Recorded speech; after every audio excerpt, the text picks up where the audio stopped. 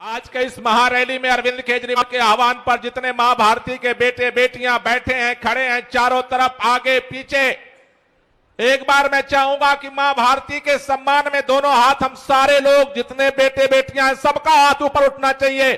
आजू बाजू चारों तरफ जितने मां भारती के बेटे बेटियां हैं, आगे पीछे जितने लोगों तक आवाज जा रही है और जिनके पास हाथ है, दोनों हाथ उठा करके मुट्ठियां बांधो और पूरी ताकत से बोलेंगे, भारत माता की, भारत माता की, इनकलाब, इनकलाब, वंदे वंदे, काला अध्यादेश वापस लो, काला अध्यादेश वापस लो।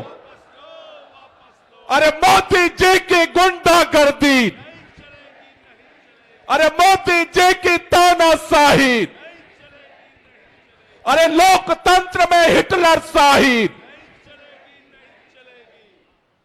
साथियों, आप सबको यह बात पता है, दिल्ली हमारे देश की राजधानी है। पूरे देश के अंदर जब भी कोई संकट पैदा होता है तो पूरा देश दिल्ली की तरफ देखता है। लेकिन दिल्ली के अंदर आज केंद्र सरकार ने सुप्रीम कोर्ट के 5 सदस्यीय संविधान पीठ के फैसले का अवमानना करते हुए, सुप्रीम कोर्ट के फैसले का अपमान करते हुए, सुप्रीम कोर्ट के फैसले का निरादर करते हुए, चोर दरवाजे से रात के अंधेरे में सत्ता के दम पर, तानाशाही के दम पर अध्यादेश, काला अध्यादेश दिल्ली के ऊपर थोप दिया। आज पूरी दिल्ली छतरपुर से लेकर के नरेला तक, विश्वास नगर से लेकर के उत्तम नगर तक, दिल्ली के चारों कोनों से उत्तर दक्षिण पूर्व पश्चिम, आज इस तपती धूप में दिल्ली के बेटे बेटियां आज रामलीला मैदान में यही बात कहने आए हैं कि दिल्ली वाले, अगर भारतीय जनता पार्टी और देश के प्रधानमंत्री माननीय नरेंद्र मोदी के नाक के नीचे अगर 3-3 बार अरविंद केजरीवाल को मुख्यमंत्री बनाना जानते हैं तो इस काले अध्यादेश को वापस कराना भी जानते हैं। लड़ करके इस अध्यादेश को वापस कराएंगे।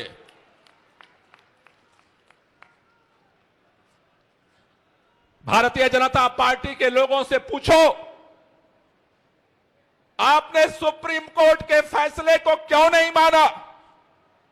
टेलीविजन चैनल पर आप देखते होंगे, हर चैनल पर भाजपा का प्रवक्ता बैठता है, बोलता है, आम आदमी पार्टी वाले संविधान को नहीं मानते, आम आदमी पार्टी वालों को सर्वोच्च न्यायालय में भरोसा नहीं है, आम आदमी पार्टी वालों को कानून में भरोसा नहीं है। आम आदमी पार्टी वाले नहीं, आज पूरी दिल्ली रामलीला मैदान से भाजपा के सभी नेताओं से ये पूछना चाहती है, भाजपाइयों बताओ, तुम्हें सर्वोच्च न्यायालय में भरोसा क्यों नहीं है? सर्वोच्च न्यायालय का निर्णय तुम लागू क्यों नहीं करना चाहते हो? इसका जवाब लेने के लिए आज पूरी दिल्ली इस रामलीला मैदान में इकट्ठा हुई है। भाजपा के नेता कहते हैं, हमने ऑर्डिनेंस इसलिए लागू किया कि देश की राजधानी है दिल्ली। भाजपाइयों, तुम्हारे ऑर्डिनेंस आने से देश की राजधानी दिल्ली नहीं बने। दिल्ली पहले भी थी, जब दिल्ली के संविधान के अंदर यह निर्णय लिया गया कि दिल्ली के लोग अपना वोट दे करके अपनी चुनी हुई सरकार बनाएंगे। उस दिन, जिस दिन कानून बना, उस दिन भी दिल्ली देश की राजधानी थी। तुम कहते हो कि देश के अंदर राजधानी है, इस राजधानी में उच्च आयोग है, पूरे दुनिया के प्रतिनिधि आकर के रहते हैं। अरे जब तुम काला अध्यादेश लेकर नहीं आए थे तब भी उच्च आयोग के लोग इसी दिल्ली में आते थे, रहते थे, और तुम्हारे अध्यादेश आने के बाद भी रहते हैं। भारतीय जनता पार्टी के नेता बहाने ढूंढ रहे। एक भी नेता को इस बात का जवाब नहीं है। उनसे पूछो कि सुप्रीम कोर्ट का फैसला क्यों नहीं मानते, बोले आम आदमी पार्टी ने भ्रष्टाचार कर दिया।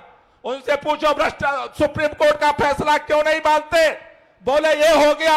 उनसे पूछो सुप्रीम कोर्ट का फैसला क्यों नहीं मानते, कहते हैं वो हो गया। उनसे पूछो सुप्रीम कोर्ट का फैसला क्यों नहीं मानते, उनके पास कोई जवाब नहीं है। हमारे देश के प्रधानमंत्री कहते हैं भारत मदर ऑफ डेमोक्रेसी है। उस दिन संसद भवन के उद्घाटन के अवसर पर भी बोल रहे थे कि भारत मदर ऑफ डेमोक्रेसी है, लेकिन अफसोस के साथ हमें कहना पड़ रहा है जो भारत मदर ऑफ डेमोक्रेसी है, माननीय प्रधानमंत्री जी, आप अपने अहंकार में मर्डर ऑफ डेमोक्रेसी को आप साबित कर रहे हो। सरेआम चौराहे पर दिन दहाड़े लोकतंत्र की हत्या पर आप उतारू हो। ये इस देश को बर्दाश्त नहीं है। ये देश का संविधान, ये देश का लोकतंत्र, देश की संस्थाएं किसी पार्टी की बदौलत नहीं पैदा हुई हैं। आज इस देश के अंदर लाखों लोगों ने अपने प्राणों को न्यौछावर करके इस देश की आजादी के लिए अपना सब कुछ जान पर लगाया था। उस लंबी आजादी की लड़ाई के बाद इस देश को संविधान मिला, इस देश को लोकतंत्र मिला। इस देश के